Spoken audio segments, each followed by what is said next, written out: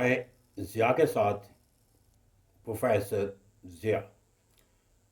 جب بھی ہم کوئی عمل دیکھتے ہیں تو کہا جاتا ہے کہ ترازو کے دو پلڑے ہوتے ہیں، ترازو کے دو پلڑوں کے اندر جا کر ڈالا جاتا ہے اس کے میرٹس کیا ہیں اور اس کے ڈی میرٹس کیا ہیں،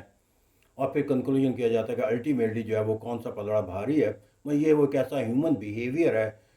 جس کے اندر ہم جو ہے وہ اپنے روزمرہ کے زندگی کے معاملات یا سرگرمیوں کو پرکھنے کا ایک الٹیمیٹ کنکلوژن بناتے ہیں، اور یہ اس وقت ہم اختیار کرتے ہیں جہاں پر ہمیں یقین ہوتا ہے کہ یہ جو عمل ہے اس کے اندر میرٹس بھی ہیں اور ڈی میرٹس بھی ہیں، لیکن الٹیمیٹ کنکلوژن جو آپ ویٹیج دیکھتے ہو اس عمل کو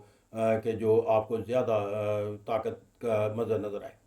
اس طرح جب 27 امینڈمنٹ ہے، میں بھی پولیٹیکل سائنس کے طالب علم کے طور پر اس کو اسی پیمانے پر پرکھنے کی کوشش کرتا ہوں جو ہمارا ایک ہیومن پہلو ہے کہ میرٹس اینڈ ڈی میرٹس دیکھ لی جائے، کیوں کہا جاتا ہے کوئی بھی انسانی عمل یا کوئی بھی سرگرمی نہ تو پرفیکٹ ہوتی ہے، نہ وہ مکمل طور پر خوبیوں کو آئینہ دار ہوتی ہے، نہ انہیں خامیوں سے بالا تر کرا دیا جا سکے۔ ان تمام سوچ اور فکر کے جو زاویے ان کو اختیار کرتے ہوئے میں اسی بنیاد پہ دیکھتا ہوں کہ جو 27 امینڈمنٹ ہے اس کے اندر میرٹ کا پلڑا کتنا بھاری ہے اور اس کے اندر ڈی میرٹس کا تصور جو ہے وہ کتنا جو ہمیں نظر آتا ہے۔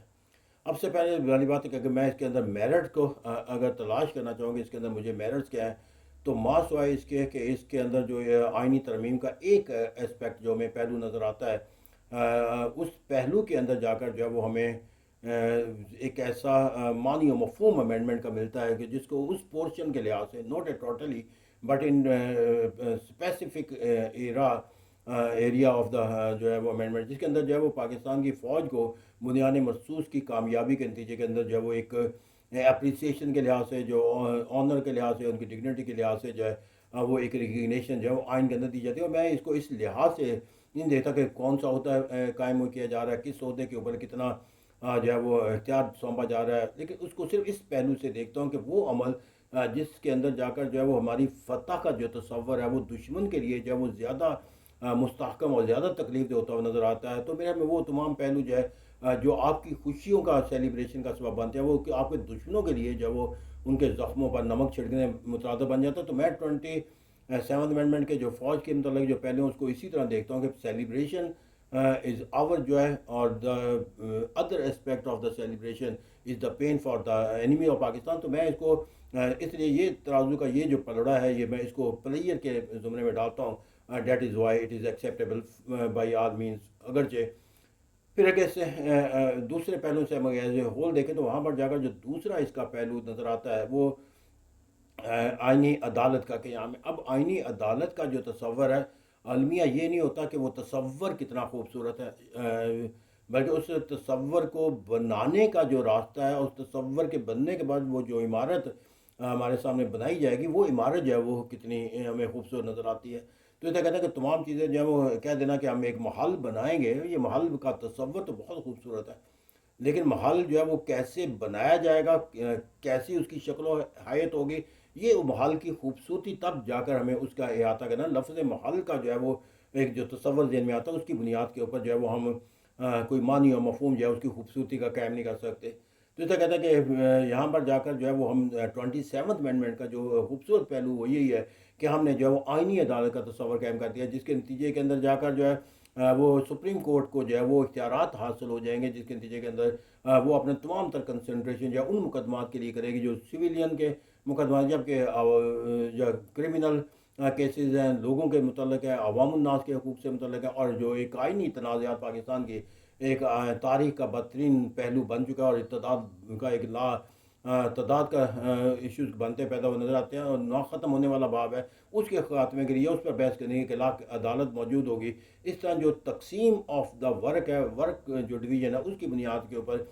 سپریم کورٹ اپنے کردار کے لحاظ سے زیادہ بینیفیشیل ہو سکے گی ٹورڈز دا پیپل۔ اب یہ ایک محل ہم نے خوبصورت پیدا کر لیا تصور کا، لیکن اب سوال یہ پیدا ہوتا ہے کہ اس کو تشکیل کیسے دیا جائے گا، اور پھر تشکیل دینے کے بعد اس کو اختیارات کیسے دیے جائیں گے۔ یہاں پر بولمی ہے جو اس کی خوبصورتی کے تمام پہلو جب ہمارے عمارت کی شکل میں جب آتے ہیں تو عیاں ہو جاتے ہیں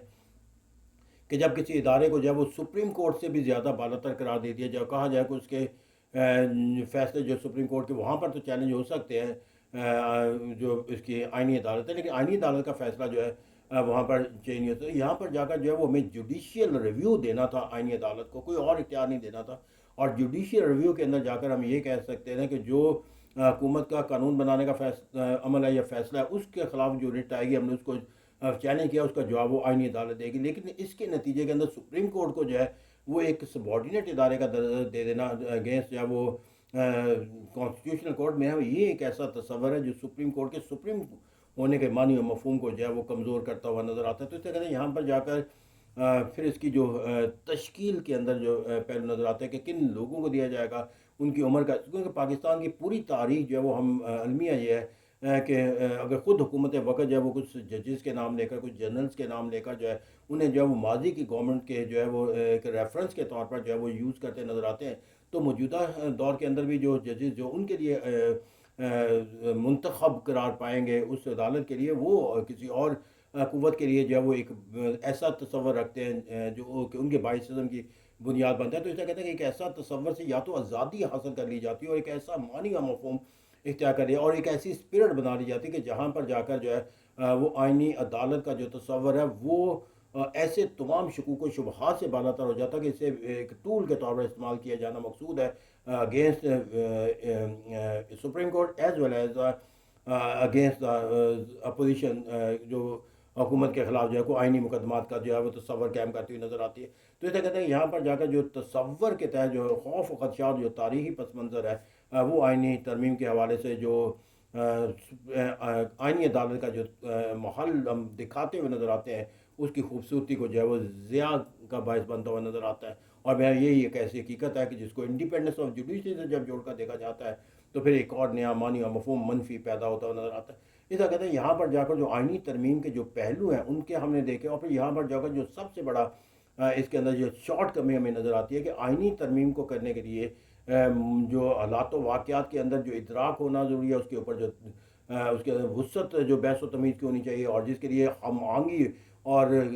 تمام سیاسی قوتوں کا ایک اس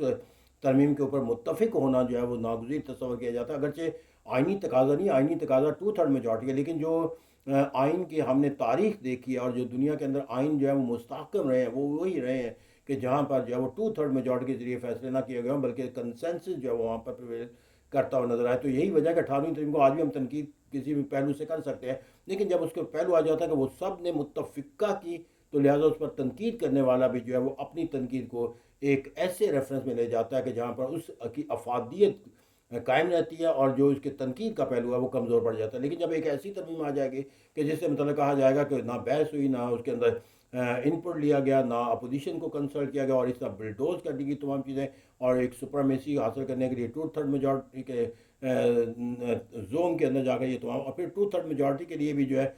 جس طرح کے عمل ہم اختیار کرتے ہیں وہ از خود 2/3 میجارٹی کے کنسیپٹ کو جو ہے وہ ایک سوالیہ نشان بنا دیتا ہے کہ 2/3 پیپل کا اگریڈ ہو جانا اور چیز ہے، 2/3 جو پیپل ہے ان کو اگریڈ بنوا لینا اور چیز ہے، تو اگریڈ کروا لینا اور چیز ہے، اگریڈ ہونا اور چیز ہے۔ تو یہاں پر 2/3 میجارٹی سے جو آئینی امینڈمنٹ کی جاتی ہے وہ اگریڈ فارمولہ بھی نہیں ہوگا، وہ کہا جائے گا کہ اگریڈ کروایا گیا۔ تو جو عمل آپ دوسروں کو بائی فورس یا by any other mean accept کرواتے ہو، اٹ مینس کہ they are not willing but you have